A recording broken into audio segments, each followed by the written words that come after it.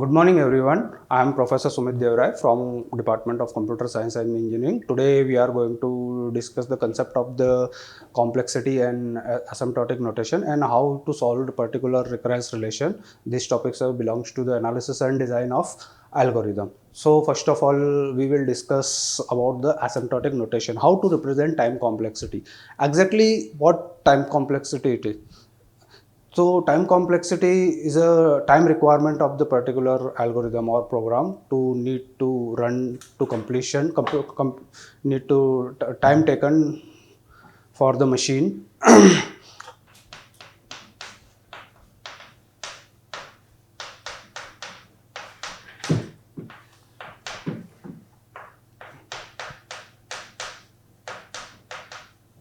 Asymptotic notation. So we have the 5 types of notation. First one is the big O, second one is the omega notation, the third one is the theta notation, small o and small omega notation. तो हम देखते हैं कि इसमें हम कैसे represent करते हैं. तो first one is the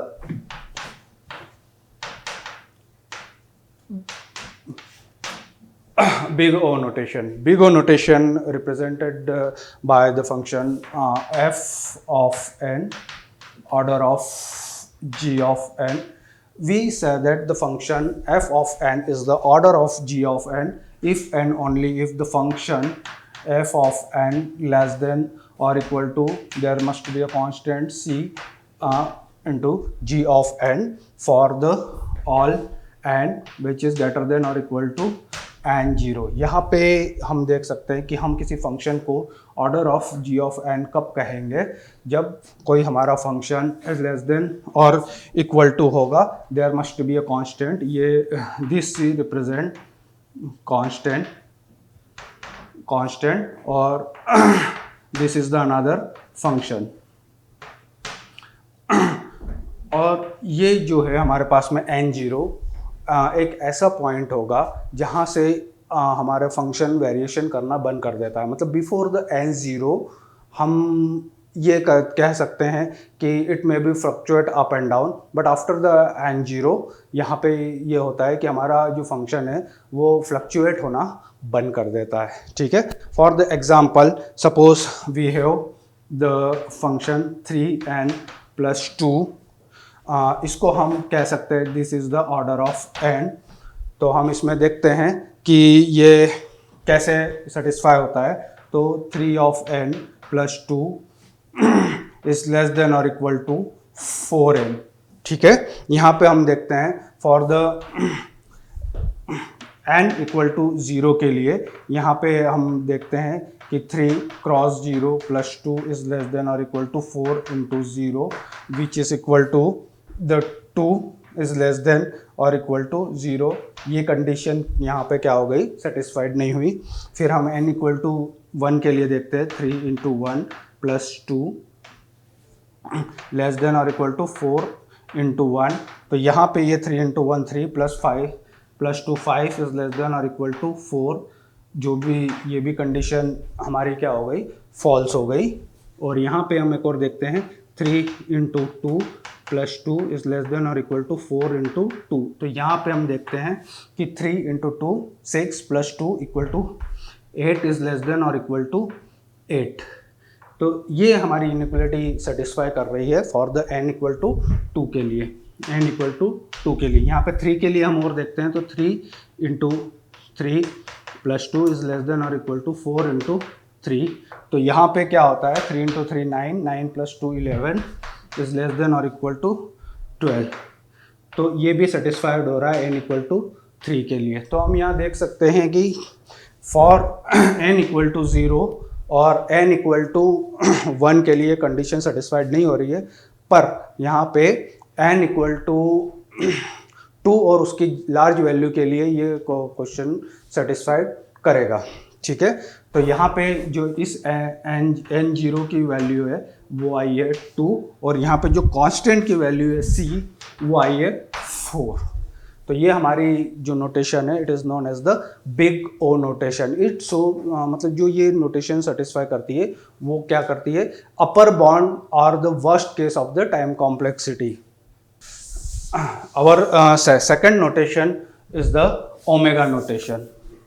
Second one is the omega notation. Omega notation represented by the sign omega.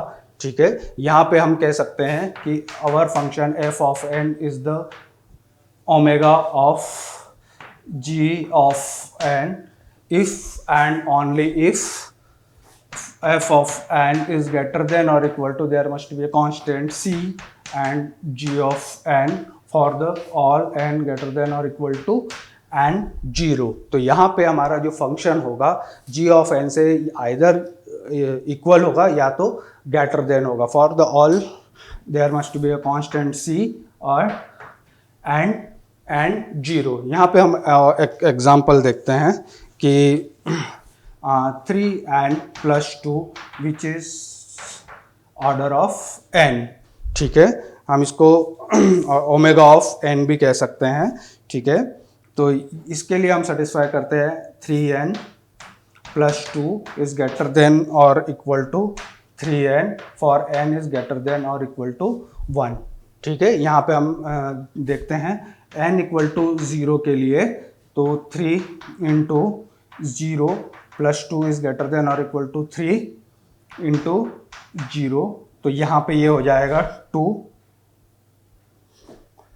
Greater than और इक्वल टू 0 और n इक्वल टू 1 के लिए तो 3 into 1 plus 2 is greater than और equal to 3 into 1.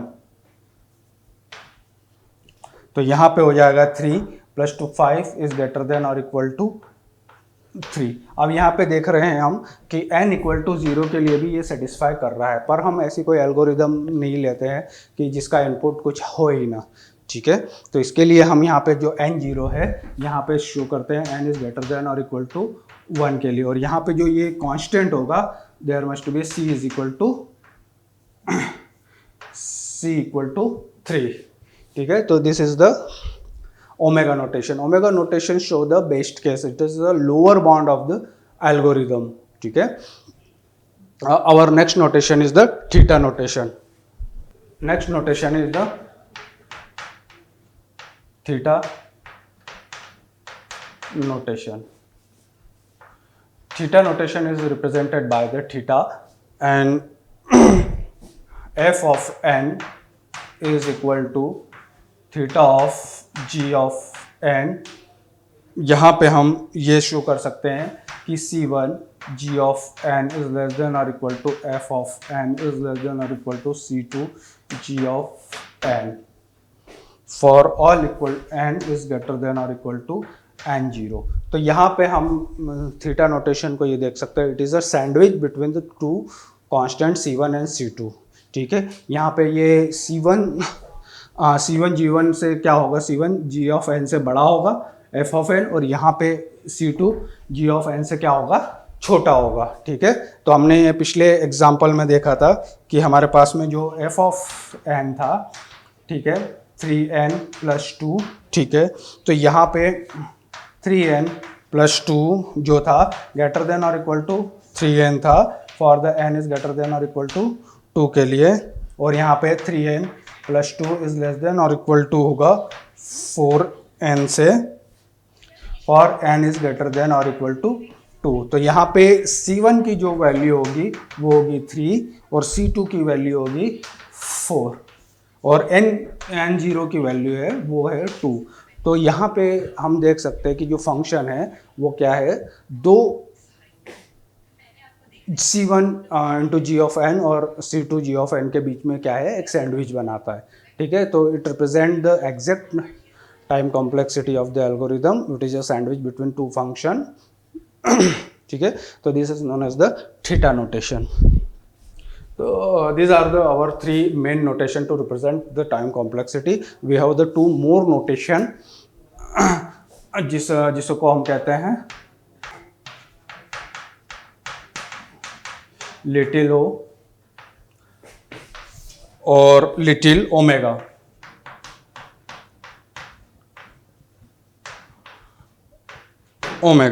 Little o represented by the function f of n, small o g of n, यहाँ पे हम इसकी फंक्शनलिटी रिप्रेजेंट करते हैं limit n tends to infinite, n tends to infinite f of n upon g of n which is equal to 0, and little omega notation is represented by the f of n is small omega g of n limit n tends to infinity f of n upon g of n is equal to infinity। ठीक है, तो यहाँ पे दो notation और है कि small O notation और स्मॉल ओमेगा नोटेशन। अब सवाल ये उठता है कि यहाँ पे हमारे पास जब बिग ओ हम रिप्रेजेंट कर रहे थे, बिग ओमेगा रिप्रेजेंट कर रहे थे, तो इनकी क्या ज़रूरत पड़ी इस लिटिल ओ और लिटिल ओमेगा की? तो there is a small difference between big O and little O और बिग ओमेगा और लिटिल ओमेगा। बिग ओ के केस में जो हमारा पास फंक्शन होता था F of N is less than और equal to G of N होता था। ठीक है, in case of little O हमारे पास जो फंक्शन होगा F of N is strictly less than, there must be a constant into g of n. यहाँ पे इक्वल टू की कंडीशंस भी होती थी, लेकिन यहाँ पे केवल लेस देन ही होगा, मतलब it is a function which is a strictly less then c, there must be a constant c into g of n। ठीक है, अब यहाँ पे ओमेगा है, तो बिग ओमेगा के केस में फंक्शन हमारा क्या होता था, ग्रेटर देन और equal to there must be a constant c into g of n। But in case of little omega function f of n strictly greater than into g of n। ठीक है, तो यहाँ पे ये exactly main छोटा सा difference है कि जो बिग ओ और बिग ओमेगा है वहाँ पे जो फंक्शन है वो क्या होता था, लेस देन और इक्वल टू और ग्रेटर देन और इक्वल टू। यहाँ पे इक्वल टू की कोई कंडीशन होती है, यहाँ पे या आइदर वो स्ट्रिक्टली लेस होगा या स्ट्रिक्टली बड़ा होगा। ठीक है, तो ये डिफरेंस होता है दोनों में। अब यहाँ पे हमारे जो नोटेशंस है उसमें हम डिफाइन करते हैं limit n tends to infinite. तो n क्या है, यहाँ पे n is a number of input जो लीड कर रहा है इन्फिनिटी की ओर, मतलब हम नंबर ऑफ इनपुट्स को बड़ा लेते जाते हैं। तो यहाँ पे f of n upon g of n which is equal to 0, मतलब यहाँ पे मेरे पास में फंक्शन क्या होगा, छोटा होगा। ठीक है, न्यूमरेटर छोटा है और डिनोमिनेटर थोड़ा सा मतलब ज़्यादा बड़ा है, तो हम जब इसका लिमिट में डिवाइड करते हैं तो which is equal to 0। In case of little omega हमारे पास में limit n tends to infinity, again हमारा एन क्या है, नंबर ऑफ इनपुट जो it lead to infinity, f of n upon g of n. यहाँ पे हमारा जो फंक्शन है न्यूमरेटर वो बड़ा है किससे, हमारे डिनोमिनेटर से, हमारे जी ऑफ एन से वो क्या है, बड़ा है। तो जब हम इसको लिमिट इन्फिनिटी से डिवाइड करते हैं तो हमारे पास जो आउटकम आता है it is lead to infinity. तो it show the our function, our numerator is the larger than the our denominator। ठीक है, तो this is the all our notation about the time complexity। तो यहाँ पे हमने देखा कि तीन टाइप की मेन कॉम्प्लेक्सिटी नोटेशंस होती है जिनको एसिम्प्टोटिक नोटेशंस कहते हैं। तो उसमें होता है बिग ओ, बिग ओमेगा और बिग थीटा नोटेशन। ठीक है, और दो और टाइप के नोटेशंस होते हैं जिसको हम लिटिल ओमेगा और लिटिल ओ से रिप्रेजेंट करते हैं। अब एग्जैक्टली जो एसिम्प्टोटिक नोटेशन है, ठीक है, इसको एसिम्प्टोटिक का हमने क्यों कहा गया, तो इसको एसिम्प्टोटिक इसलिए क्या कहा गया, it is a not an exactly values. हम यहाँ पे देखते हैं कि जैसे जैसे हम इनपुट्स बढ़ाते जाते हैं वैसे वैसे जो हमारे पास में एल्गोरिदम का बिहेवियर है वो कैसे कैसे चेंज होता है इन टर्म्स ऑफ इनपुट। जैसे जैसे हम इनपुट्स को वेरी करेंगे तो हमारा एल्गोरिदम का बिहेवियर कैसे चेंज होता है, it will be represented by the asymptotic notation। It will be not about the exact calculation of the complexity, it show the behavior change in terms of input। इसको हम क्या बोलते हैं, asymptotic notations. अब यहाँ पे हम एक ग्राफ ड्रॉ करते हैं जो नंबर ऑफ इनपुट्स और एल्गोरिदम के बिहेवियर्स में एफ ऑफ एन और जी ऑफ एन के बीच में एक रिलेशन शो करेगा। तो यहाँ पे हम रिप्रेजेंट करते हैं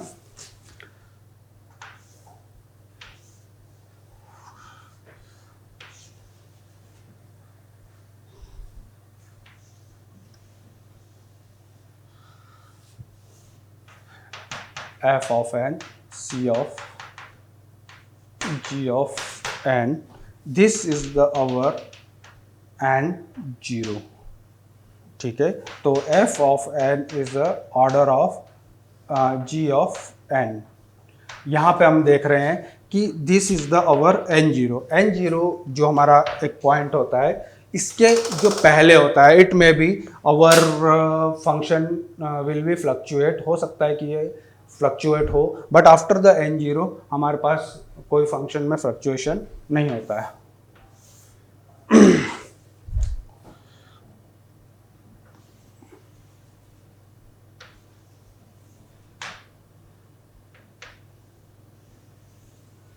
तो this is the f of n, यहाँ पे ये c2 g of n, c1 g of n. This is the graph for the f of n is the theta of g of n. यहाँ पे हम देख सकते हैं this is the our n0, ठीक है। तो our function it is a sandwich between the two function c1 g1 and c2 g2.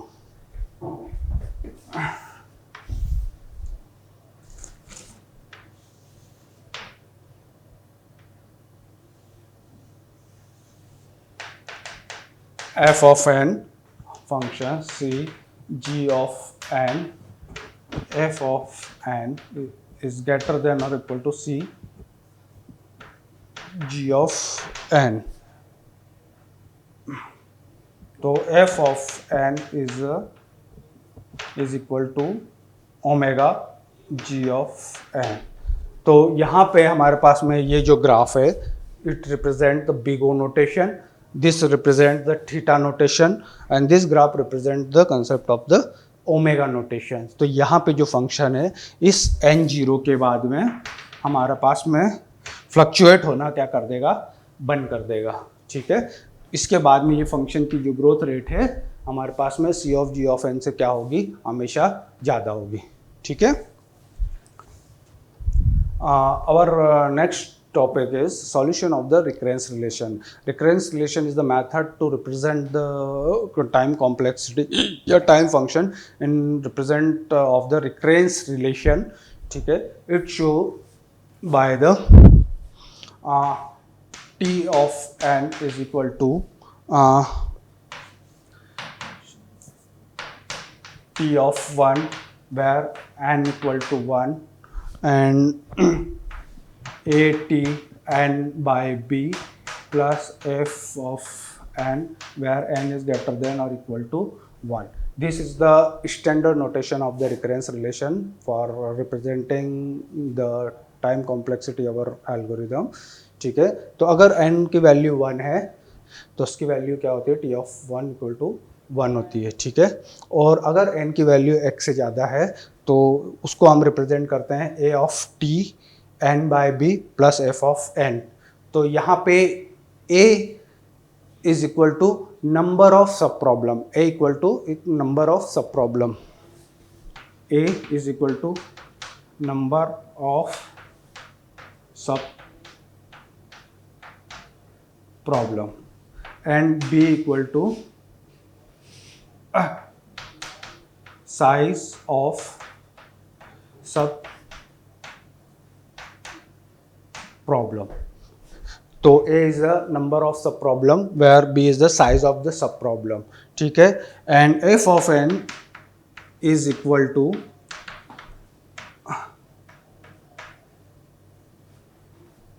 remaining time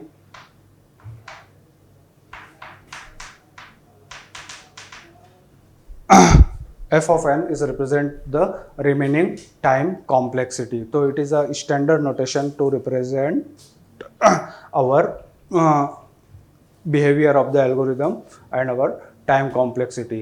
अब problem is that कि how to solve this recurrence relation. तो इसको solve करने के लिए हमारे पास में 3 methods होती है.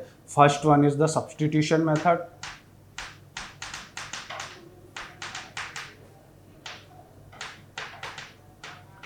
First one is the substitution method. Second one is the tree method.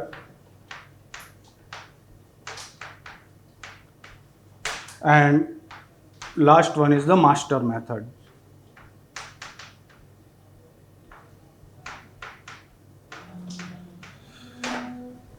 These all are the 3 methods to solve the recurrence relation.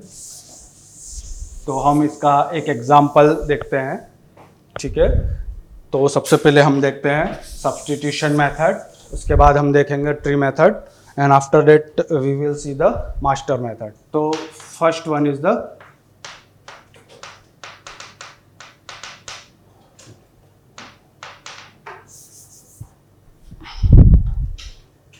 इसको सब्स्टिट्यूशन मेथड या इटरेटिव मेथड भी कहते हैं, ठीक है. तो इसके लिए हम एक एग्जांपल लेते हैं. t of n equal to 2t n by 2 plus n. तो यहाँ पे हम ये देख सकते हैं कि a इक्वल टू 2 है, b इक्वल टू भी क्या है 2 है, और f ऑफ n की जो वैल्यू है which is equal to n, ठीक है. अब इसको हम इटरेटिव मेथड या सब्स्टिट्यूशन मेथड से सॉल्व करते हैं. तो हम यहाँ देख सकते हैं कि ये जो n की वैल्यू है आफ्टर द फर्स्ट इटरेशन वो क्या हो रही है n बाय 2, और यहाँ पे रिमेनिंग टाइम जो कॉम्प्लेक्सिटी है वो क्या आ रही है n. तो हम यहाँ पे ये लिख सकते हैं कि n बाय 2 की जो वैल्यू होगी वो 2t n बाय 4 प्लस क्या होगी,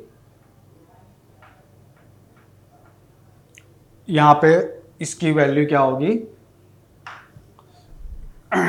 n है, तो यहाँ पे n, यहाँ पे n बाय 2 है, तो यहाँ पे क्या होगी वो n बाय 4 होगी, ठीक है. तो अब इस n बाय 4 इस n बाय 2 की वैल्यू हम यहाँ पे सब्स्टिट्यूट कर देते हैं.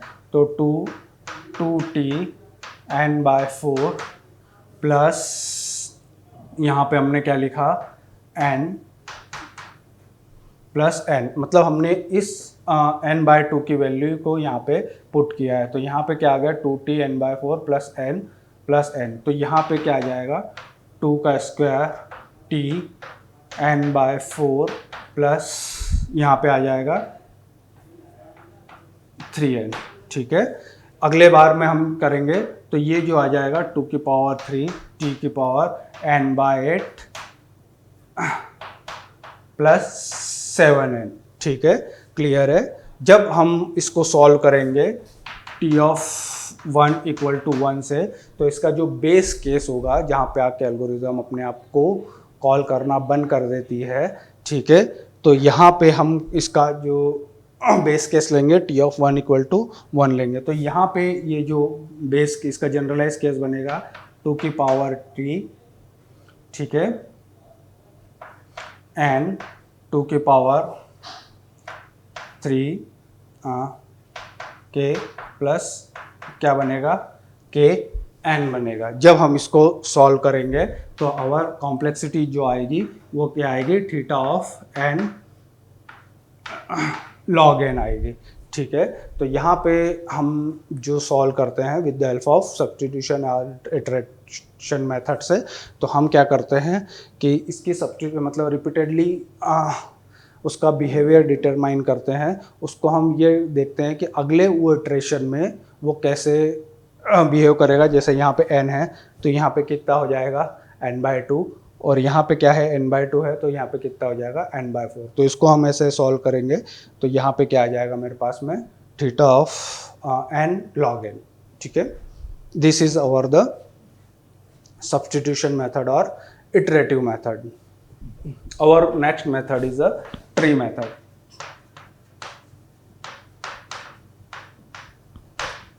Our next method is a tree method or the recurrence tree methods. तो यहाँ पे हम जो iteration ले रहे हैं t of n, हम वही एग्जाम्पल को वापस लेते हैं, to tn is equal to 2t n by 2 plus f of n की वैल्यू है हमारे पास में n, ठीक है। तो अब हम इसको देखते हैं कि इसको ट्री मेथड से हम कैसे सॉल्व कर सकते हैं। तो यहाँ पे हम देख रहे हैं कि a इक्वल टू अगेन क्या है 2, b इक्वल टू 2, मतलब size of the sub problem is n by 2 and number of sub problem is equal to 2। तो यहाँ पे हमारे पास में जो n है वो ये है, ठीक है। अब ये क्या हो रहा है, दो सब प्रॉब्लम में डिवाइड हो रहा है। कितने सब प्रॉब्लम में, दो सब प्रॉब्लम में, और ईच का साइज जो है वो क्या है n by 2 है। क्या है n by 2, बिकॉज ऑफ देखिए यहाँ पे क्या है n by 2 है, ठीक है। तो n by 2 is divided into n by 2, ठीक है। और ये नंबर ऑफ सब प्रॉब्लम कितनी है, दो नंबर ऑफ सब प्रॉब्लम्स है, ठीक है। तो ये फर्स्ट इटरेशन में कितने पे ब्रेक हो जाएगा, दो सब प्रॉब्लम में जिनका अपना साइज कितना है n by 2। नेक्स्ट इटरेशन में ये जो ब्रेक हो जाएगा तो n by 4, n by 4, n by 4, n by 4। अगले इटरेशन में ये जाएगा n by 8, n by 8, n by 8, n by 8, n by 8, n by 8, n by 8, n by 8, ठीक है। तो ये क्या कर रहा है, अपने आप को रिकर्सिवली कॉल कर रहा है। तो रिकर्सिवली कॉल कब तक करेगा, तो रिलेशन जो रिकर्सिव प्रोसेस है वो अपने आप को जब तक कॉल करती है जब तक कि उसका बेस क्राइटेरिया नहीं आ जाए, ठीक है। तो इसका जो बेस क्राइटेरिया है वो है t ऑफ 1 इक्वल टू 1, ठीक है। t of 1 equal to 1 equal to जो इसका है ये बेस क्राइटेरिया, और ये बेस क्राइटेरिया पे जो रिकर्सिव एल्गोरिदम है वहाँ पहुँच कर वो अपने आप को कॉल करना बंद कर देती है, ठीक है। तो यहाँ पे जो हमारे पास n by 8 है ये कब तक कॉल होगा, जब तक कि हमारे पास में बेस केस 1 नहीं आ जाता, ठीक है। ये कहाँ तक जाएगा हमारे पास में, जब तक कि 1 नहीं आ जाता, मतलब वो इतना सब प्रॉब्लम्स में उसको तोड़ देगी कि उसका जो लास्ट एलिमेंट है वो क्या होगा, एक सिंगल एलिमेंट होगा। This is a example of the divide and conquer procedure, ठीक है। डिवाइड एंड कॉन्कर मतलब पहले हम प्रॉब्लम को सब प्रॉब्लम में क्या करते हैं, डिवाइड करते हैं और उसको बेस क्राइटेरिया पे ले आते हैं। वो बेस क्राइटेरिया पे क्या होता है कि वो अपने आप को कॉल करना बंद कर देता है और फिर उसकी जो इंडिविजुअल सब प्रॉब्लम को सॉल्व करते हैं और उसके जो रिज़ल्ट को है हम कॉन्कर करना शुरू कर देते हैं और होल प्रॉब्लम का क्या करते हैं, हम सॉल्यूशन निकालते हैं, ठीक है। अब यहाँ पे ये ब्रेक होते होते कहाँ जाएगा, सिंगल 1 पे, ठीक है। अब यहाँ पे हम क्या करेंगे, इसको सॉल्व करने के लिए यहाँ पे देखते हैं इसकी जो कॉस्ट होगी, this is the level 0, level 0, level 1,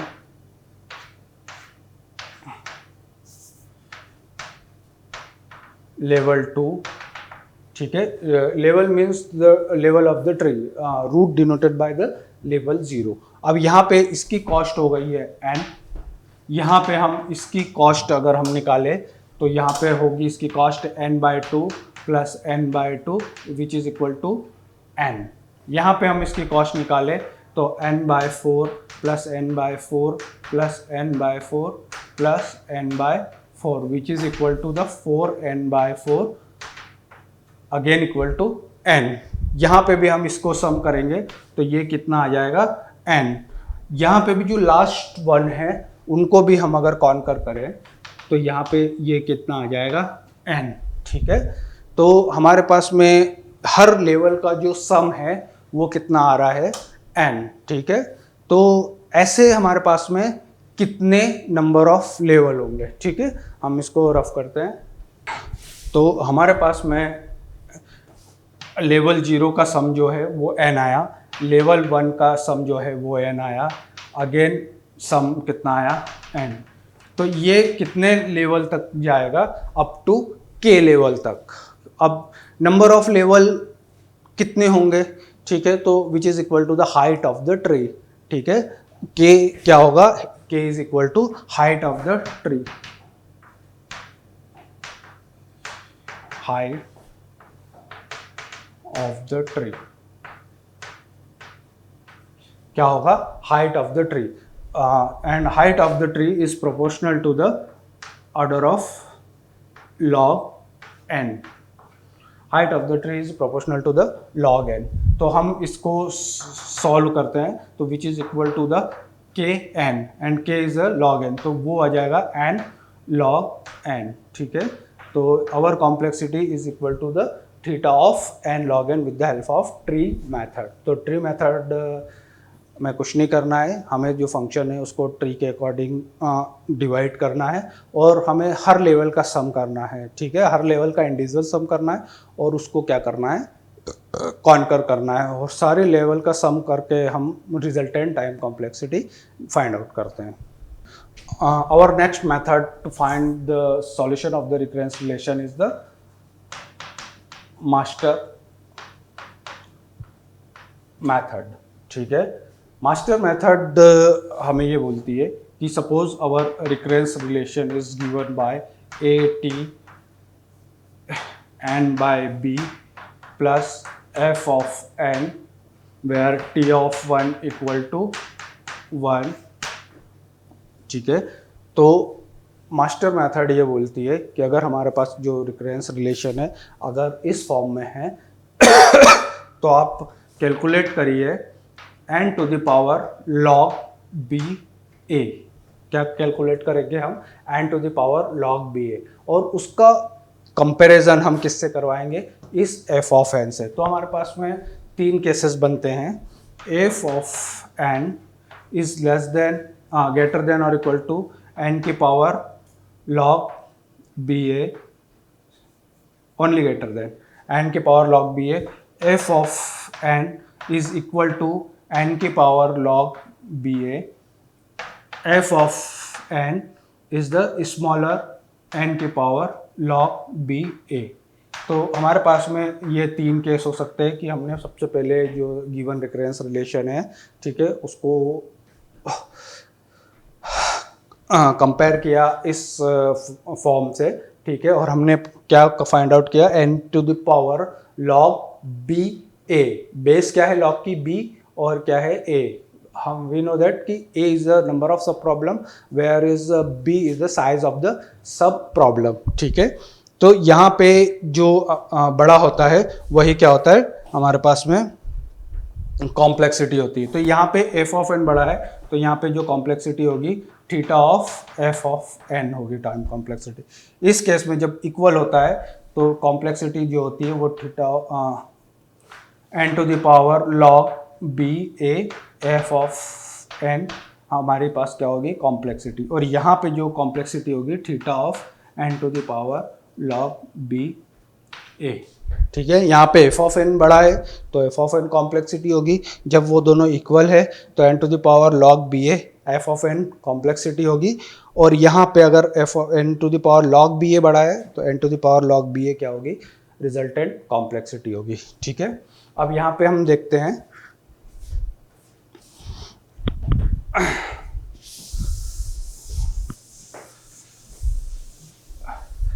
एक एग्जांपल देखते हैं। फॉर एग्जांपल हमारे पास में जो t ऑफ n है वो क्या है? 2t n/2 plus n। ठीक है, तो यहाँ पे हम देखते हैं कि कैलकुलेट करते हैं n to the power log b a। ठीक है, तो a इक्वल टू 2 है, b इक्वल टू भी 2 है। ठीक है, तो n की पावर log 2। ठीक है, तो यहाँ पे क्या हो जाएगा? log 2/2 log क्या हो जाएगा? 1 हो जाएगा, और which is equal to the n। तो यहाँ पे हमारे पास में सेकेंड इनइक्वलिटी लग रही है कि n to the power log b a which is equal to the F of N, मतलब हमारे पास जो कैलकुलेटेड एन आया F of which is equal to the F of N के बराबर है। ठीक है, तो यहाँ पे जो हमारे पास में कॉम्प्लेक्सिटी होती है theta of N to the power log B A log N, हमारे पास में क्या होगी, कॉम्प्लेक्सिटी होगी। तो यहाँ पे theta of N log N हमारी क्या होगी, कॉम्प्लेक्सिटी होगी। This is the our resultant complexity. ठीक है, तो यहाँ पे हमने रिकरेंस रिलेशंस को सॉल्व करने की 3 मेथड्स देखी, which is substitution method, iterative और substitution method, tree method and master method. पर मास्टर मेथड्स हम हर जगह अप्लाई नहीं कर सकते। अगर वो जो हमारे पास में रिकरेंस रिलेशन है वो केवल T of N equal to A T N by B plus F of N form का है तो ही हम मास्टर मेथड्स अप्लाई कर सकते हैं। अदरवाइज हमें ट्री मेथड या फिर सब्स्टिट्यूशन मेथड्स को फॉलो करना पड़ेगा। Okay, thank you.